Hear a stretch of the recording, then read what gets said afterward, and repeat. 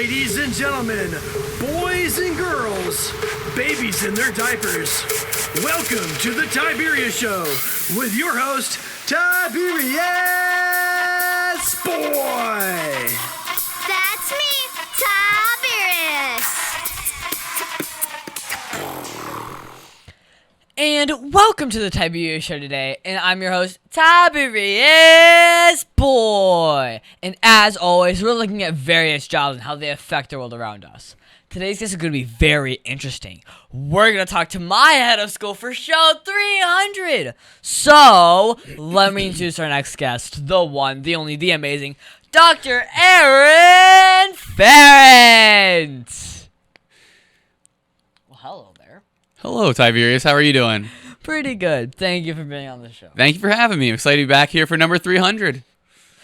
Okay, so you are listed as my head of school. But wait, haven't we had you on the show before? Like, a few times, I think. 4? I don't know. But, well, just for the people who don't know what your job is, what do you do for a living? So I lead the Christ School. So I've been there for 7 years, and it's my job to make sure this Christ School does a great job of providing a good education for students and taking care of their staff. Well, what got you interested in the world of schools? I really feel like God was calling me to impact lives for Him, and I began praying about it and seeking it out. And then really education came as a great way to impact the next generation.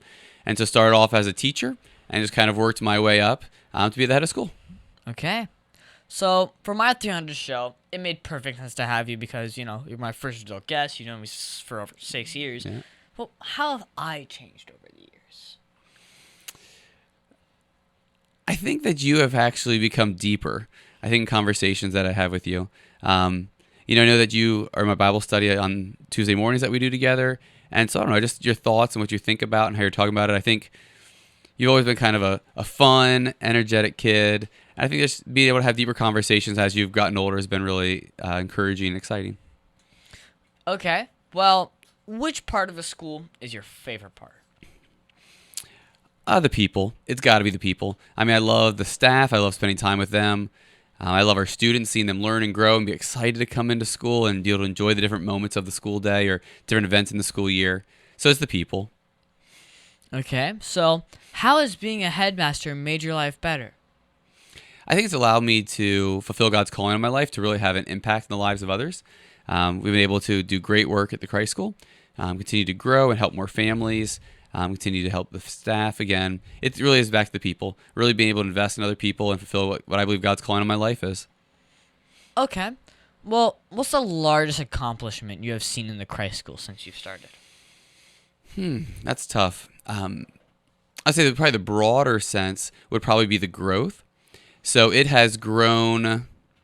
I mean, it was a little over 300, and now we're over 500, and growing for next year. And so probably that growth has been the greatest accomplishment. But really, and of course, back to why that's an accomplishment is because of the people, and really being able to continue to serve more kids and help them as they kind of go through their journey. Mm-hmm. Well, in the last 6 years, what was the most fun thing that happened while working at the Christ School? So my favorite thing that happens at the Christ School, and I would say this is the most fun, is really the reveal day for the middle school houses. Oh, So It is my favorite. Like, I love school. My favorite day is the first day of school each year, and my favorite event is that house reveal, where we kind of created those houses for 6th, 7th, 8th grade. I believe Eagle Soar, Equus Run, Shepherd Watch, and Wolf Stride. Remind me, which one are you in? I'm in Eagle Soar. Eagle Soar. My son's in that too. Yeah, I know. Austin and I are good friends.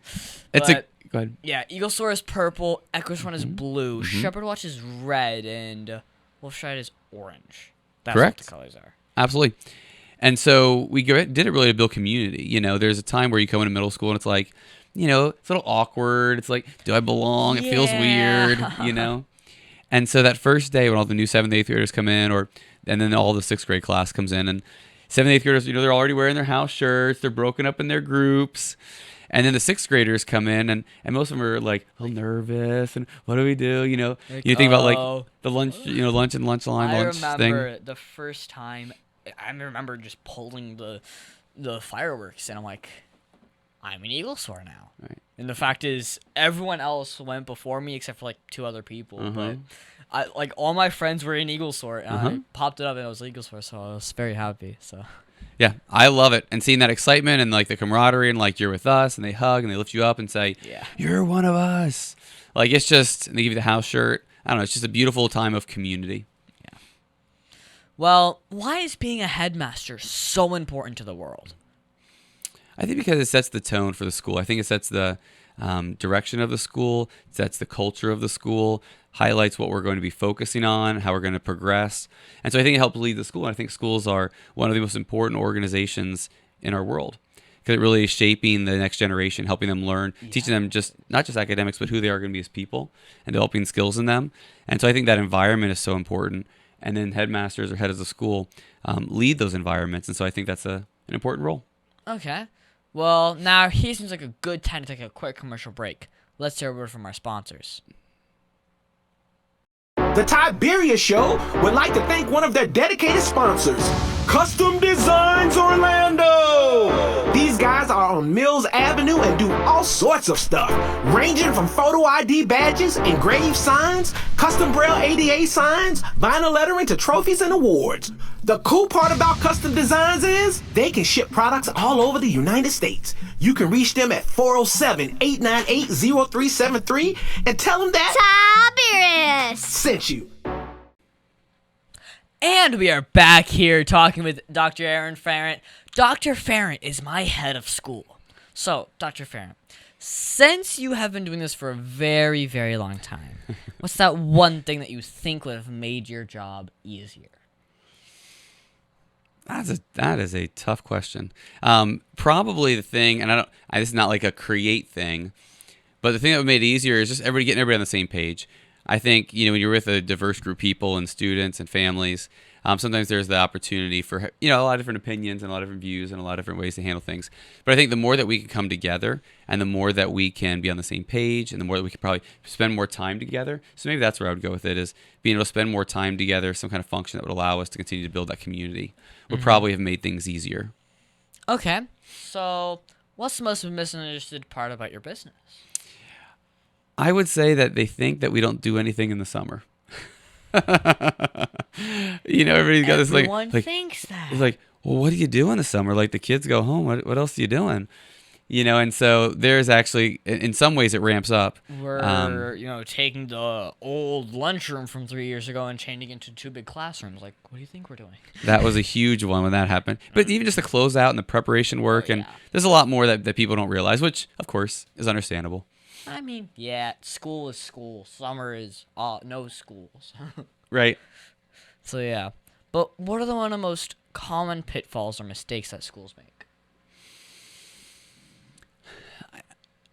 I think people assume, I would say this. I think one of the things that is the hardest for education in general and schools in general is that they operate in this way that, like, tell me your birthday and I'll tell you what you're going to learn this year. Because all 8-year-olds are the same. And I think if you've been around 2 kids for 2 minutes, they're not. But I think that it's real easy for educational institutions to group kids together just by age and not look at their abilities, not look at what they're really able to do. Have the social part. I think that they don't account for that. And so when they say, like, here's 3rd grade standards, all the kids at this age are going to learn these, they're just not really trying to individuals and really try to meet the needs of each child, which is something we try to do better at the Christ School. Which I realize y'all do that. Yeah, thank you. Because, I'm in 7th grade myself, and y'all put me in the Algebra 1 course. So I'm very happy. Yep. So what's the best way to avoid those problems? I think it's having a more broad view of education and really understanding each kid individually. And that's hard as you get bigger. Like, we have certain things that we do within our school system that are challenging. Like, we sometimes joke that our school's a little messier. Like with MAP, some of the MAP things that we do, Math Acceleration Program, when we do the way that we do enrichment, the way that we do the bridge program, the way they do academic support. Like, we really try to meet kids where they're at. And so probably the best way to avoid it is to really have a more broad view of it and be willing to kind of think outside the box and do a little more ability grouping than they currently do. Okay. Well, have you learned any secrets or skills while working as the headmaster that you wish you knew when you first started? I think the secret to all of these things is to be able to listen well. And I think that the more that I've been as a head of school, just the deeper I've learned to appreciate other people. So I think that's a huge one, is that just really listening and really appreciating different points of view. Okay. Well, what's the craziest thing that's happened while you were doing your passion? And are you saying my passion as in leading the school? Yes. The craziest thing that has happened, I don't know. There's always new stuff that happens from 2 years, so. There is always new stuff that happens. The craziest things, Tiberius, are confidential. So I can't tell you the craziest things, but it has been fun. Craziest things you can say on the show. I Like don't an know. experience at, like, what, school retreat? Yeah, I mean, there's fun things that happen there, like the screamer and things like that you do that are wild, and that's always a good time where you take this huge swing and you're riding it down. Kids are just going nuts and screaming, having fun, and yeah. So I'll use that one. That was a crazy and a fun time. Okay. Now I learned that you're changing schools. I am. really wish you would have stayed for my last year, but where are you going next?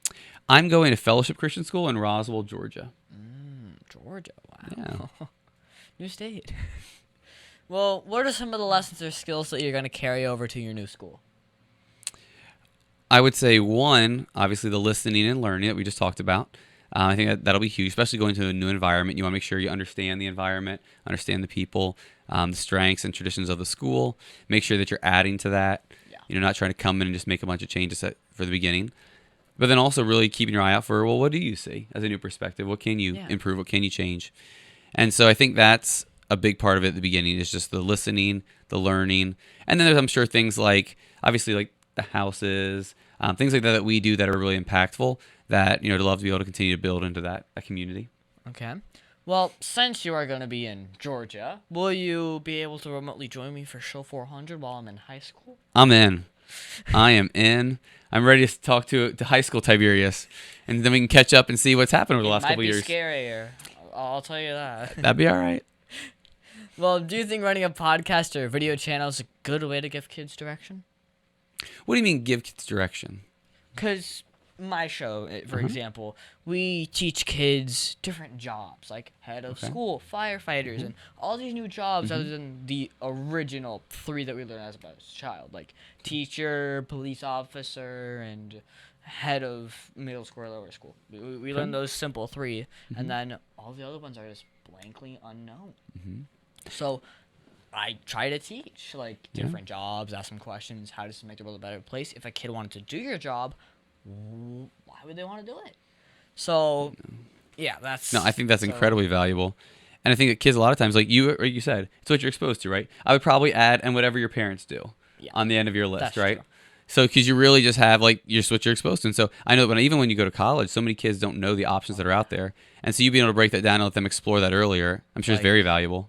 Because you have the core classes of school, and then when you're in middle school, you realize that there's a little more new things, like marine biology, news reporting, and then we have a college, and you're like, why are there so many majors? Huh? Right. And, so what other ideas should kids try to get into to be a positive force in the world? What other ideas should kids try to get into? I think a lot of that is just like citizenship and who you are as a person, as a human being. Like really learning to make it not about yourself. I think so many people go through the world and it's this idea of how can I get more for me? Like how can I make things better for me? How can I get more for me? And they really don't take a lot of time to consider like what am I really giving back to the world? Like what am I really giving back to those in my community? How am I really helping other people? And so I think the more that kids can understand that and also experience that, I think the better. Now, because you've seen my show grow for the last, 6 years, and now with video, besides the show with you on it, what's your favorite episode? So if I'm picking out the ones that I really like, and I encourage all of your viewers to go back and view these, I think 100 really stood out to me as a great show. Probably 200 was the next best one. And then I have really high hopes for your 300th show. So I think those are the ones that if I'm a faithful Tiberius watcher, I'm going back and I'm looking those up, and I'm probably watching those too, because I really think that was really your best work and probably your most dynamic guest you brought on. You realize that the second half of the question was besides the shows with you on it. What? No, are you kidding me? We had him for show 4, 100, 200, and now he's 4, yes. Don't forget 4. That's another one. They need to go back and look up for some high quality content. Well, who can you say was the person that helped drive your passion the most? I would say my parents. My parents were incredible people who loved God. They loved people around them. It wasn't something that they turned on in public. It was something that they really did live in private all the time. And so I was blessed to be able to see them really honestly and genuinely live for other people, live for God. And I think that gave me a passion to really help other people. Can you provide an example of a situation that didn't go as planned, and what did you learn from that? It didn't go as planned.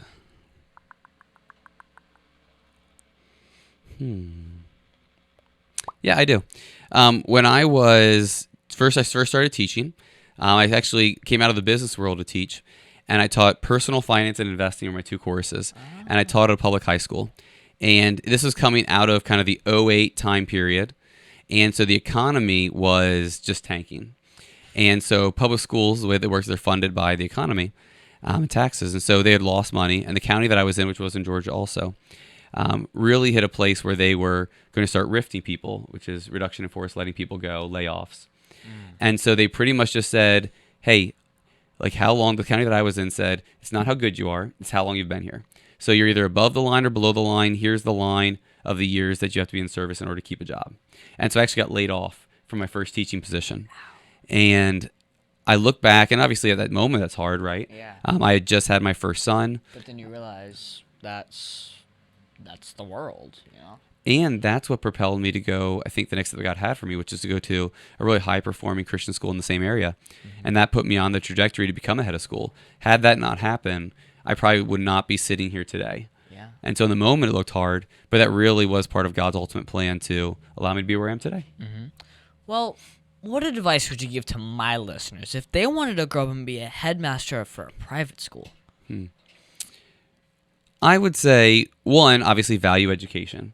I don't know very many head schools that don't have a doctorate, so you probably are putting yourself on a track record to, go all the way through education. So you have a bachelor's, I have 2 masters, a specialist, and a doctorate. So there's a lot of education, formal education that goes into that position. But also, I think it's just about learning. Like, if that's the field you want to go into, one, be a great teacher. Like, spend time with your teachers, listen, learn. You're going to school for either business or education, and you're trying to learn that. And then really just whatever, I would just say this, whatever field you're going into, is be humble and be hungry. Like, you want to always be trying to learn from people and always open. And you want to be hungry that you keep pursuing it. So people who are hungry and humble, I think just there's no limit to what they can accomplish. Yeah. And then if you focus that on education, then I think that kind of leads you to the path where I ended up. Okay. Well, what's the best advice you've ever received?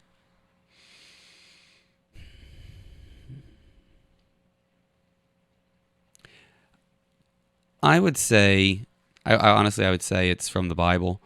And I would say that it really is where Jesus Christ talks about really caring about other people more than yourself. Like, love God with all of your heart and then love other people as you love yourself. And so I think when you walk through life that way, you build relationships with people. People know that you are for them. And then also I think you're living the way you were created to live. Okay. What was the very first paid job you ever had? I worked at McDonald's. I was punching in orders at the front, which now some of them don't even have that. Some of them they have like computer screens now. Yeah, they have like. But yeah, I was up there ringing people up and getting paid minimum wage and working, and then doing some fries. How much was minimum wage back then? It was $5.25. Ouch. Oh, that wasn't bad. When I became a server after that, I got paid $2.13 an hour. But then you get tips, so it ends up being a little bit more. Yeah. Well, was there anything you learned from that job, how to be a better head of school? From McDonald's, I think it probably taught me work ethic, because obviously the first time you get a real job, you're having to show up, you're having to be punctual, you're having to work hard the whole time, you're having to build relationships with other people, you're learning in that job a little bit about customer service and efficiency. So I think probably those kind of general skills. Yeah. Well, what message do you want to tell children all over the world about doing the work that you do? That it is fantastic. That being able to be at a school and be around kids, invest in kids, work with a great staff of people, like It's the greatest job. I talk at open houses about parents come in and they have all these different jobs, and I usually say like, you may have a fantastic job. I promise you mine's better. Like I literally get to spend time with kids and like invest. So there's a purpose, there's a joy to it. It really is an incredible place to be. Yeah. Well, let's take a quick break to pay some bills. And we are back here with head of school, Dr. Farrant. Now, Dr. Farrant, what's your favorite part of your day? I love the first part of the day. So most days I get to stand out front, as you know, because I see you every morning. Coming in, I get to greet all the kids, say good morning to them, see them coming in, kind of the excitement. Shake people's hands. I shake people's hands. I give high fives, little fist bumps, whatever it is that's what a student likes to do. And then I go into chapel, and I get to kind of host that. I get to see the kids up there and our speakers and worship music. And so I would say that first part of the day of getting to see all the kids and then do chapel together, I think that's probably my favorite part. Yeah, unfortunately, you're not there for middle school chapel, are you? I'm there for middle school chapel. Well, you're not Tiberius, hosting it. I don't host it. I just get to sit and watch that one. I don't host that one. You're right. Oh. So, what is the one thing you want to tell parents all over the world about the Christ School? All over the world, I would say, if it's all over the world, I'd say it is worth moving to Orlando to go to the Christ School. That's what I would say. I say, pick up whatever you're doing, sell the house, come over to Orlando. It is a fantastic school. Change your kid's life. You should come there. Honestly, kind of joking about the whole world, but I would say that it is an incredible place, incredible community. It's going to be a great education. It's going to be a place where your kid is known and loved, and that they will really try to individualize and meet your kid where they're at. Quick follow-up question. Yes. Why are you leaving then? Because God has a different purpose and plan for me. That God has called me somewhere else, and while I so appreciate the 7 years I've been able to be here, and I would encourage anybody to come to this school, God's got something else for me. Okay. Well, if you could go back to your 13-year-old self and tell yourself something, what would it be? I don't know. There's always that weird thing that people say, like, what would change? Would you change something that made you? And so I always a little hesitant to go back and change myself. I mean, obviously there's things that mistakes I've made that I'm like, hey, don't do this, right? Like don't make this mistake. But I would just say, really just love God, love other people. Like God's got a plan for you. Even when things are hard, God's got you. Mm-hmm. Now, I asked this a few years ago, but your answer might have changed. But Okay. What is the biggest mistake that you've ever made, and how did it change you as a person? The biggest mistake that I made, I don't know. I know I kind of said an answer that's gonna feel like this answer too. I don't know, because the mistakes that you make really do make you, and so I don't know if I would have. I mean, there's obviously poor choices I made, which we're not going to get into on your show, Tiberius, that I would not go back. that I would like to have undone. But overall, I think the choices you make you. And so I think that I'm happy where I'm at and that God has taken care of me. And so I just want to be where I am. Mm-hmm. So when you're not working, what do you do for fun? Oh, spend time with my family. So my boys right now are 11 and 14. I've been married to my wife now for a long time, a great time, 21 years. And so I think spending time with them, like we like to play board games. Sometimes we'll go outside and do stuff. We'll make stuff. My boys love to make things. And so really just spending time with them is my favorite thing to do. Okay. Well, do you play any video games? So there are a couple of video games that I have played. I like all the Mario parties. So we Those like are those. fun. We'll play those together. I like the Zelda, like the Breath of the Wild, Tears of the Kingdom. I think those are pretty cool games. But that's about all the video games that I play. Oh, okay. So what's your favorite book to read? So favorite book to read. So I'm going to say Bible because I read that every day. I'm actually doing chronological to read the whole Bible this year. So I'm working through that. So I got an app that actually does it all in order. And I'm doing it. I'm on track. We're in March. I'm still doing well. Keeping up with it. So that's been great. I really enjoyed that. Yeah, turns out Job is somehow in Genesis for some reason. Yes, I read that in January after. That was interesting, but I enjoyed it. It was fun. And then I would say beyond that, I really like the book Good to Great. I think that's one of my favorite other books to read. I usually read a book on leadership, I usually have one that I'm working through. So I've read a couple of those lately. But yeah. Okay. Now, last summer, I removed the video game and book review segments from my show to give more time to the guest. Do you think that was a smart move, or do you miss it? I think it's always a good time to have a good time with guests. And it's sometimes good is to change things up a little bit. Have something a little new and different, a little fresh. So I'm going to say yes. Or is it just the puberty book from show 200? I thought we were done talking about that, Tiberius. But you can go back and watch one of the best episodes of Tiberius Boys Show 200, and you can also hear about that book. It was quite fun.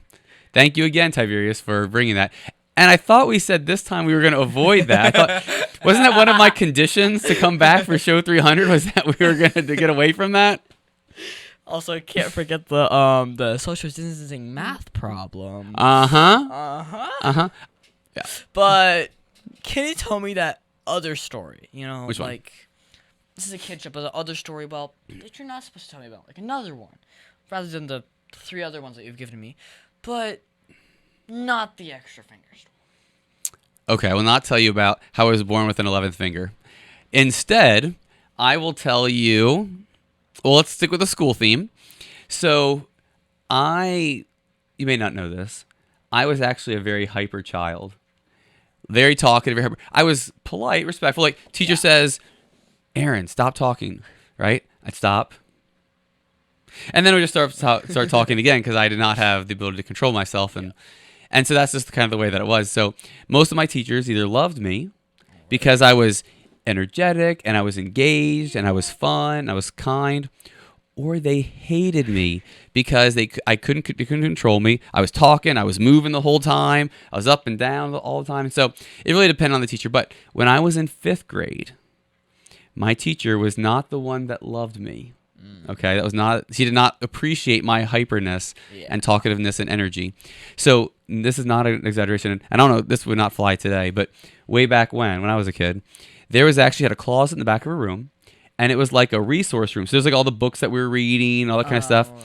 She actually had a desk in the closet for me. So I had a desk in the classroom and a desk in the closet. And if I got to the point where I was, moving too much for her or talking too much for her, she would literally be like, Aaron, go back to the desk in the closet. I'd go back there. She'd shut the door, and she would keep teaching. And I would sit there and do my work, or I'd grab a book off the shelf and read it, or think about my life choices. Sure. This is literally what I did. So that was my 5th grade educational experience. Well, is there anything else you think my listeners should know about you before you go remote? Know about me? I don't think so. I think I've shared a lot. I would just say, obviously, just as personal, that it's a joy to be able to work with kids. And if anybody is I know sometimes education kind of is getting a bad rap right now. Like, people are leaving the industry. Yeah. And I would just say it is so fulfilling, and it's such a wonderful thing to be able to impact the next generation, that if anyone was considering education, I would just encourage them to go for it. It really is a wonderful thing, and you can find a great school that really lets you do a great job and really invest in kids. Okay. Well, if you could pick out some of my future guests, who would you like me to see me interview? I would say go for the president. I would say go for some members from the Philadelphia Eagles, the best football team. I'd say definitely get some of those, and you can invite me back for that one also. I'll come back by and visit you when you have them. Yeah, I would say that. And I would say you need to get your dad. I don't know if you actually had him yet. I know a lot of times he's behind the screen. I would flip that on him and make him get on here with you. Have you ever done that? We have not. Oh, I know what show 301's going to be. Yeah, so do you have a Facebook or website for my listeners who want to follow you? I do not. I don't do a lot of social media, so I don't. Okay. Well, what's that one question that you think I forgot to ask you? I think you forgot to say, Dr. Farrant, what would you like to know about me? Would you like to ask that one, Tiberius? So, Dr. Farrant, what would you like to know about me? What I would love is, tell me that one story. The story you're not supposed to tell your head of school, on a public interview that's going to be broadcasted out to all of your listeners. What's the one story that you're not supposed to tell me, but you're going to tell me right now? Okay, so I was here. I'll tell them the most funniest story that I have in my catalog that I normally do not tell anyone unless they It's ask. just the two of us. I won't tell anybody. So I was so the first word that I ever looked up on YouTube was bowling. Now you see, I was a very tiny child. I was at the age of 1 and 3 months. So my parents were Whoa, like, you looked up the word bowling at 1. How did you put bowling in at 1 and 3 months? or 2, because apparently. Okay. But Just fact checking you. So my mother and my father took me to a bowling alley because I've been looking it up the whole time. Sure. I do the normal granny style as a baby would with the ping-pong ball. Sure. And then I do the bowling pose. Like the one-handed Oh, bowling yeah, pose. yeah. I do that after I roll it. My parents are like, "What is he doing?" And then they look at the videos and they're like, "That's what he was doing." But that same day, I was playing my third game of the day, and on the second frame, I bowled a 6 and I threw up all over the lane. Ugh. Man, my dad took me to go to the bathroom. My mom went down to Walmart to go grab some extra clothes. And my dad was taking the number 2. And don't worry, I've already been undressed, redressed, not in full clothes yet, but with a diaper on. Sure. And I was in the bathroom taking a 2, and it's like, oh, why is it so... Oh, I'm going to have to stay in here for a little bit. And then he hears on the intercom, "Now that's what I call naked bowling." It's like, what? What is that? Huh. So he finishes up, and he goes to the lane and sees me bowling on the lane with only my diaper on. Nice. So he realizes now that's why Nice. it's called naked bowling. Awesome. Because Awesome. I... And has this become an annual tradition for your family, or is this a one-time event? That is a one-time event Okay, that I okay. normally never Okay. do again. Okay. Fair enough. But now we go to tournaments, and I try not to break my face open, but sometimes it happens. Is that like your name now? When you put you type your name into the bowling lane? Breaking face. Yeah. Or naked bowler? Is that where you No. you don't have a little shirt on the back? You know? I'm either A, B, C, or D. Okay. Or just Tiberius Boy TV, as most people call me at school. TB. Tuberculosis. Okay. Well, thank you, Aaron, for being my special guest. Can you stick around for Math Corners? Maybe. Is there a trick question involved in Math Corners? I'll be happy to. Over 40 years, Lighthouse Central Florida has provided education, independent life skills, and job training to thousands of Central Floridians who live with blindness or any degree of vision loss. Whether it's picking out clothes in the morning or just moving around your community and serving Orange, Seminole, and Osceola counties, contact Lighthouse Central Florida at 407-898-2483 or visit them online at lighthousecfl.org.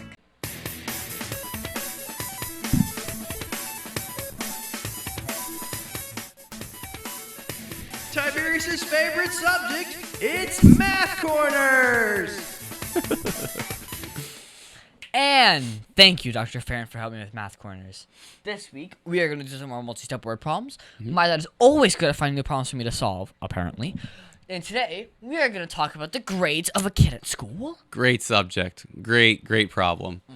So Billy has 7 classes. 4 of them have A's. 1 is a B, and the rest are C's. So now, he has a computer, right? And his parents are limiting the computer time. So every C is 30 minutes of computer time on the computer, and a B is 1 hour, and an A gives 2 hours. So how much time does Billy have to be on the computer? Now, is this a trick question, or is this like a... No. Okay. So let me see if I can remember right. There were 4 A's. Okay, 2 hours. Yes, 8 hours. 4 times 2, 8. B is 1 hour.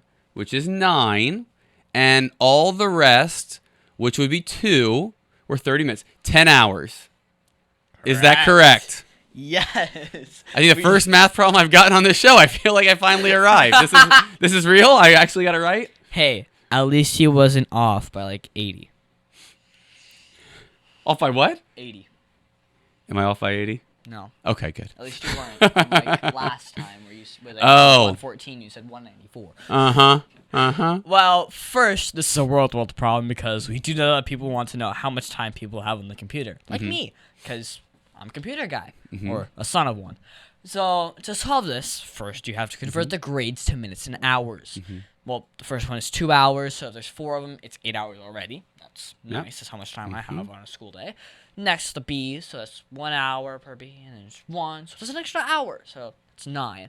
Next, the C's give 30 minutes, and that's just the rest of the grades, which is 2, which what you said. An extra hour, because 60 minutes is 1 hour. Then you just add them all the time together, and it would be 10 hours. It's like half a day. Unless his mom didn't pay the power bill. Wah, wah, wah. So, Dr. Farrant, do you adjust your son's computer time based on grades? I do not. I do not use grades as part of my screen time formula calculation for my kiddos. Okay. Now, Dr. Farrant, my teacher said that I would use math every day. Are they right? Because, I mean, you are their boss. I 100% endorse that message. You do use math every day. You use numbers every day. It's like, ELA, you use that every day. Absolutely. Maybe not every kind of equation, especially as you get higher up. That's really more specialized, but some form of fashion of math every day. Thank you, Ms. Colvin, for giving me that advice. Well, thank you so much, Dr. Farrant, for your help with Math Corners. You are welcome, sir.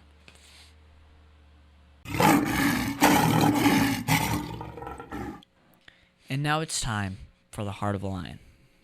As you know, we talk about the qualities of living by the heart of a lion, which stands for leadership, integrity, obedience, and nobility. This week, we're going to talk about obedience. For me, I think obedience is being fully committed to doing what is pleasing to God. The qualities of obedience are compliance with a good attitude and respect for the laws. Now, you know when someone's being obedient when they follow instructions willingly and thoroughly. So, this week, I was in school, and I saw a lot of people in the detention. I didn't want to take notice, but I did. And this is not being obedient, because if you have detention, that means you're in trouble and have to sit out and eat lunch without your friends. Now, this isn't fun. How do I know? Because I had 3 detentions last year.